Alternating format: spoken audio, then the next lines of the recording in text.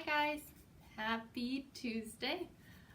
Today for our group Zoom we are going to be reading If You Give a Dog a Donut. And I like all of these books, but I do have to say I very much like dogs, and I think donuts are pretty good too, so this might be one of my favorites of this particular series. But I really want you to listen and be thinking about, if you were going to write your own version of this story, what would it look like? Hint, hint, hint, journal. So, If You Give a Dog a Donut. Written by Laura Numeroff and illustrated by Felicia Bond. And I know you can't see me here. I'll scoot back so you can see my face, and then I'll hold this forward so you can see the pictures.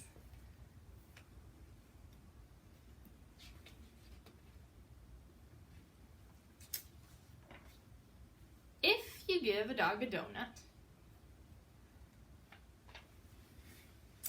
he'll ask for some apple juice to go with it.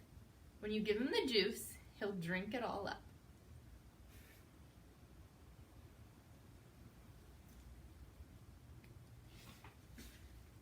Then he'll ask for more. There won't be any left, so he'll want to make his own. He'll go outside to pick apples. When he's up in the tree, he'll toss you one. Throwing the apple will make him think of baseball. He'll want to play. You'll have to get a ball and a glove.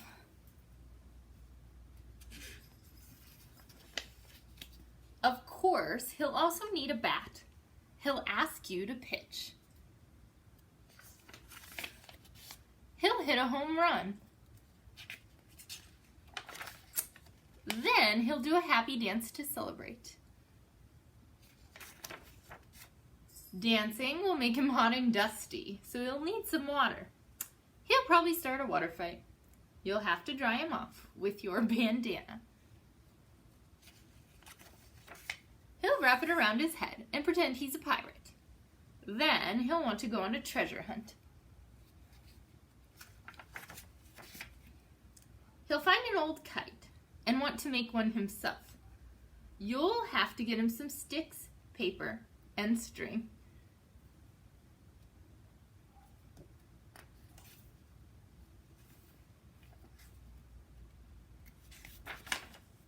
When the kite is finished, he'll want to fly it. It will go higher and higher, until it gets tangled in an apple tree. The tree will remind him of apple juice, so he'll probably ask you for some. And chances are, if he asks for some apple juice, he'll want a donut to go with it. So, you guys probably notice with this book and with other books like it, that it starts with, if something wants something, then da-da-da-da-da, and a bunch of things happen, and then at the end, the very last two things are the initial things. So you kind of have to think of two things to start, and then plan out your story so that you put your character in a situation where they're going to want the second to last thing, which leads them to the last thing. Might take a little bit more than you think, but I think you can all do it. So your journal today, and I will also write this out, is to write your own shortened version or long version, props if you make it long, to If You Give a Dog a Donut.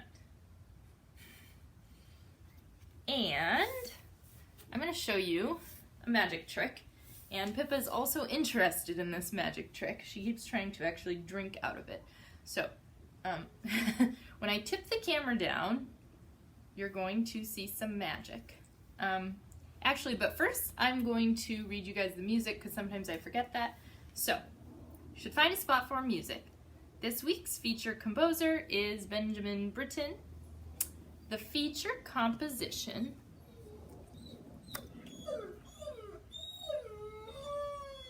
is The Boisterous Beret from The Simple Symphony. And Hank is singing along. Britton wanted his boisterous beret to have energy because he knew a beret was originally a vigorous dance. Britton begins his beret with strong chords, a ready-go signal for the dancers. Britton then creates crisp rhythms and short phrases. He makes it seem as if the dancers' feet are never on the ground for long.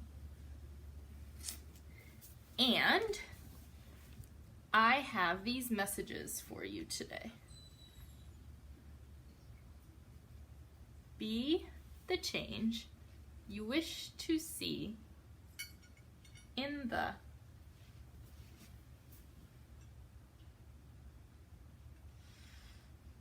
world. That was my magic message number 1.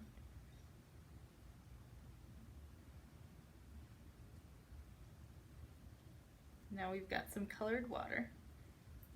And I'm going to show you magic message number 2.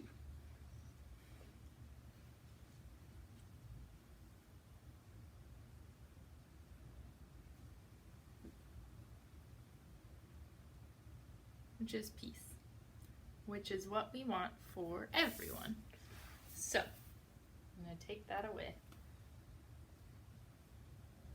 And in today's group Zoom, I will explain to you, I'm going to tip this back up so you guys can see, and I'll come back into view. In today's group Zoom, I will explain to you how I did that magic. It's kind of fun, and probably you have the materials at home. And we will also be talking about some current events going on in our world, so please talk to your parents about sort of what's happening around our country, and come with questions if you have them, or information to share with your classmates who maybe who haven't seen or heard, because we all want to stay informed, and we want to help, and we want to be proactive and positive. So today's group Zoom, we'll see you at 10:30. Okay, guys.